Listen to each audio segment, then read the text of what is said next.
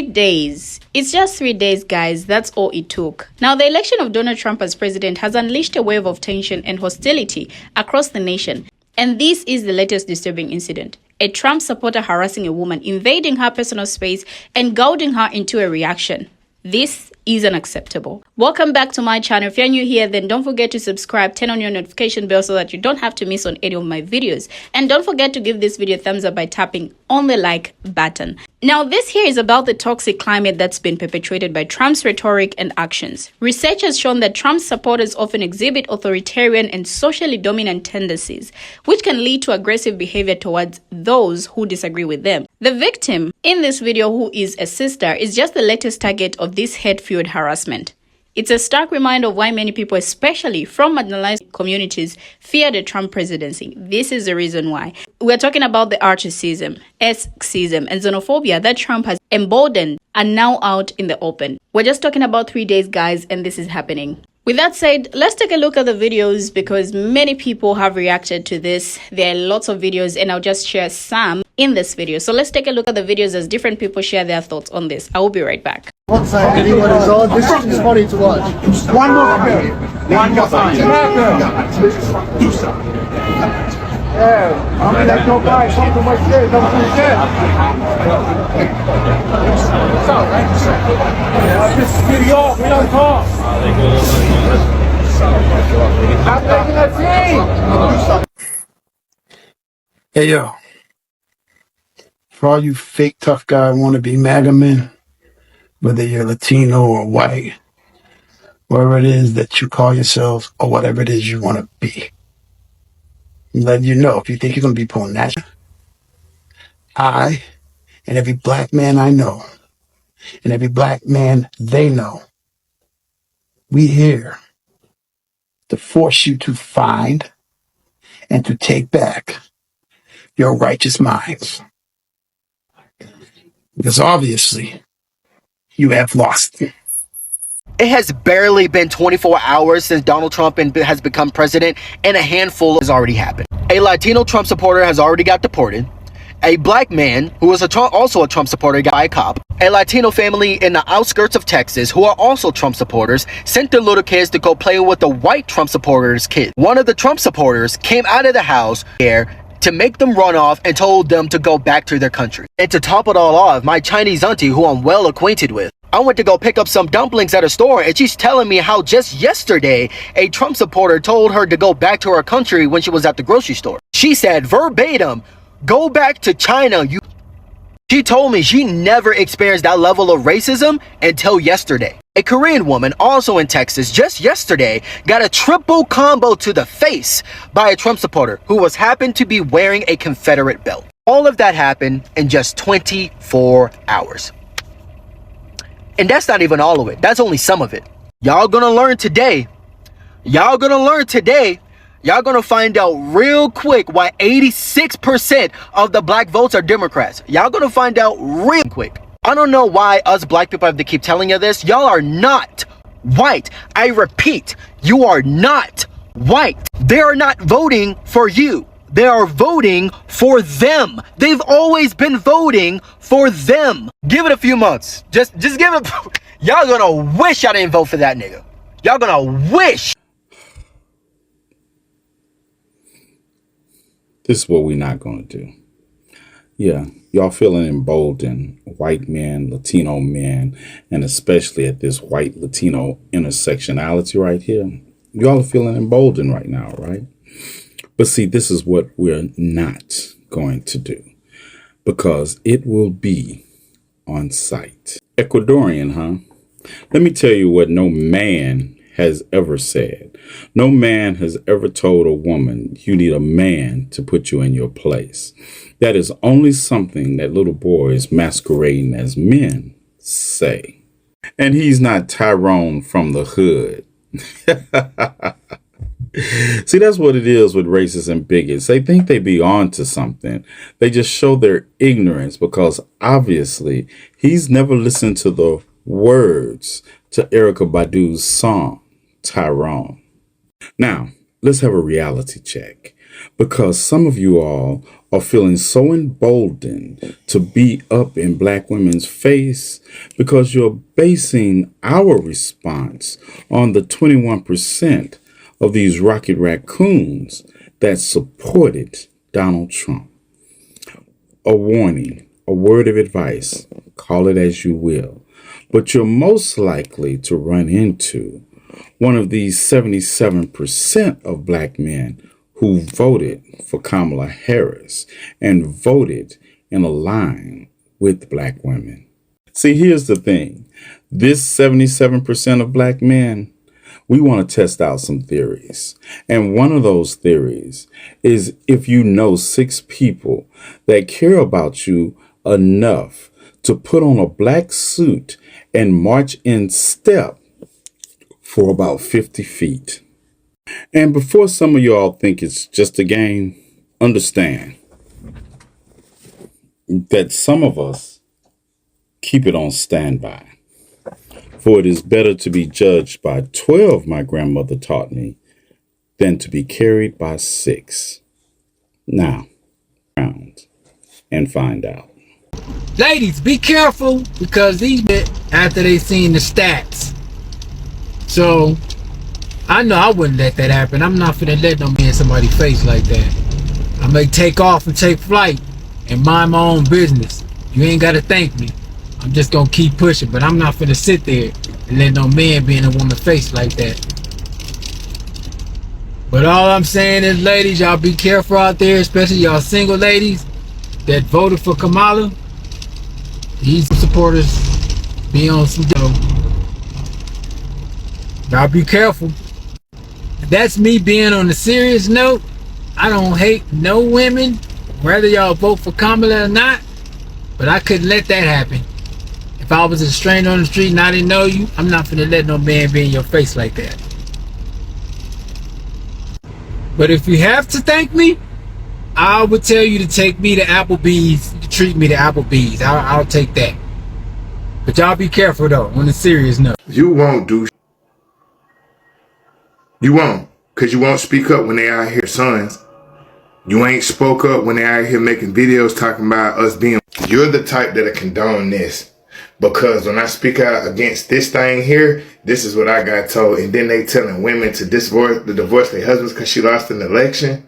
And now you want to hold a few instances of some hits against a whole political party, but you won't hold the feet to the fire of these people that's been pushing the gay agenda on the black community and grooming children, now will you? Where are you panda bears when these young men are losing their lives to these same black women you want to protect? And they're not even making it to their manhood. Sit your pandering ass down. Alrighty, I got a question. Why this shit don't happen to me? Like literally, why this don't happen to me? I be around these folk.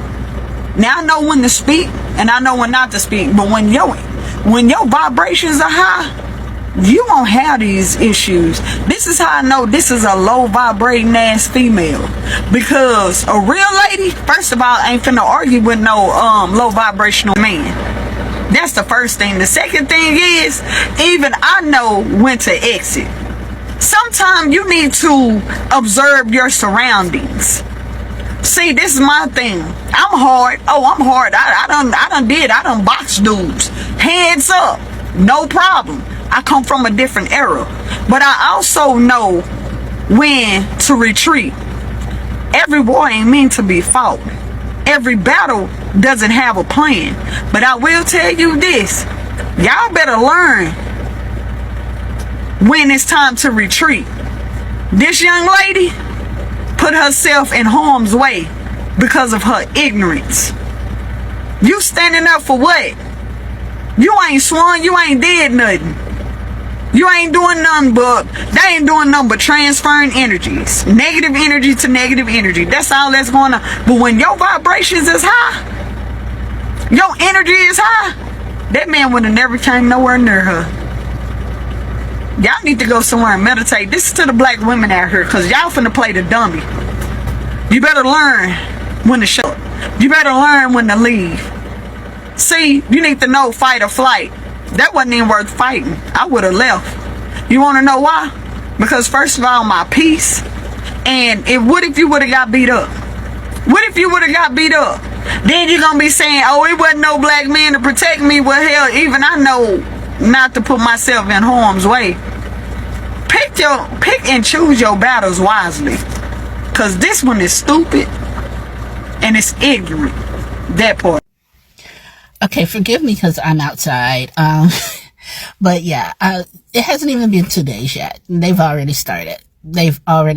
This young lady is being assaulted. There was a college campus with a whole gathering of Trump supporters talking about reinstituting slavery. My personal story, a good friend, a lifelong friend of mine, her daughter got a text message saying, congratulations, starting in January, you're going to be picking cotton. And a bunch of her black friends from her class also received the same message. Still hasn't been able to trace the number. What else? Matt Walsh admitting that 2025 was always the goal. Project 2025 was always the goal. Steve Miller saying that they were going to start denaturalizing people. He already has the paperwork and plan and processes in the works. Another surrogate stating that the first week they were going to start mass deportations. They're on their plan. They're not even waiting. They have a plan and they're ready to implement it. And all of the stuff that I have listened to and I've read and I've watched on their stations, note that I didn't say anything about strengthening jobs, improving pricings, getting the corporations to lower the price of groceries, lowering the price of gas, easing inflation. Notice that none of that has been mentioned, but deporting people who don't look like them, children and grown men randomly accosting and assaulting black women, all of that's happening. No economic policies, no education policies, no policies that will strengthen the infrastructure of this country. All they're doing now, their first week after Trump pardons himself, their first week is about kicking everybody out. But this is what you voted for. Good job, America. You're getting exactly what you wanted because this is exactly what they said they were going to do. And now we're getting it. So, congratulations. Before you start tripping, just remember, for every one of you, there's a whole lot of me. I'm just saying. What is this? The age of tiny Timbergy or some shit? Did you see that little bitty boy? Did you see him like tiptoe up and swole up just to get on her level? She would have knocked the out of Oompa Loompa boy. But on a serious note, please be safe out there. Strap up. I'm pretty sure she could have handled her own, but these people were getting brave. You don't know when they're going to come out. You don't know what they're carrying. You don't know how many people they're with. I don't know what these next few years are going to bring. I'm scared for you. I'm scared for myself, to be honest with you. President's got no accountability now, right? Thanks to the Supreme Court. So he don't give a shit. He's going to antagonize it worse. And this is just 2 and 3 days out of the election, right? So please be careful. That's all I can say. Okay, a couple of things. We need to forward this so we can find out who that guy was. And notice all the people walking by, looking that woman in her face. Notice them walking by. They looked her in her face and kept walking. Just notice that. But who's that guy? We need to find out who that guy is. Very interesting hat. Now, Donald Trump's shock return to the White House has delighted his tens of millions of supporters in the US, but stunned the rest of the country and much of the fearfully watching world. Few would have imagined such a scenario when Trump left office in disgrace in January 2021. in the wake of the attack on the Capitol in Washington, D.C., and facing a long list of legal travails. But his campaign did win back the Oval Office. It was possibly one of the most extreme campaigns in recent history, dogged by racist language, violent rhetoric, and a profound sense of grievance. But it resonated with enough people in America to carve out a second Trump term and take the U.S. into an unexplored political terrain. Now, in the American imagination, palm color people are often perceived as being more authentically American than other racial groups. Trump and some of his followers see many of America's strides on civil rights as detrimental to palm color people. Trump said that anti-palm color feeling is a significant problem in America, and Republican voters who are overwhelmingly palm color are more likely than the general population to view racism as a bigger problem for palm color people. Now, Trump did say he believes America was at its best in the 1940s and 1950s. However, Trump's long-standing inflammatory rhetoric around race, including his recent racist comments degrading Haitian refugees in Springfield, Ohio, do not simply glorify a time immediately before the civil rights era. They recall an older era, caused to make America great again. Harken back to colonialism when palm-coloredness, particularly palm-color male power, was at its peak. The period from 1500 to the 1960s was a time when palm-color men could exercise control over people of color by racially classifying their bodies, and they protected palm-coloredness by passing laws that declared one drop of black blood as enough to declare someone black. Palm-coloredness is property. As the legal scholar Cherry Hill Hines has argued, it's an asset for those who possess it. It offers benefits like palm color privilege and the idea of being palm color as moral and superior. Now, according to this article, it says that the simple truth is that Trump is an racist. And it is his shamelessness about his racism that appeals to palm color people. He says what they wish they could get away with saying. They forgive his criminal behavior, his lies, his behavior, and his other flaws because of his racism, not in spite of it. They don't care that his economic policies will benefit billionaires and not them, just so long as he makes sure minorities have it worse than them. Now, this takes us back to his supporters. The disturbing behavior of some Trump supporters, particularly in the wake of the 2024 election, has raised concerns about the prevalence of racism within this group.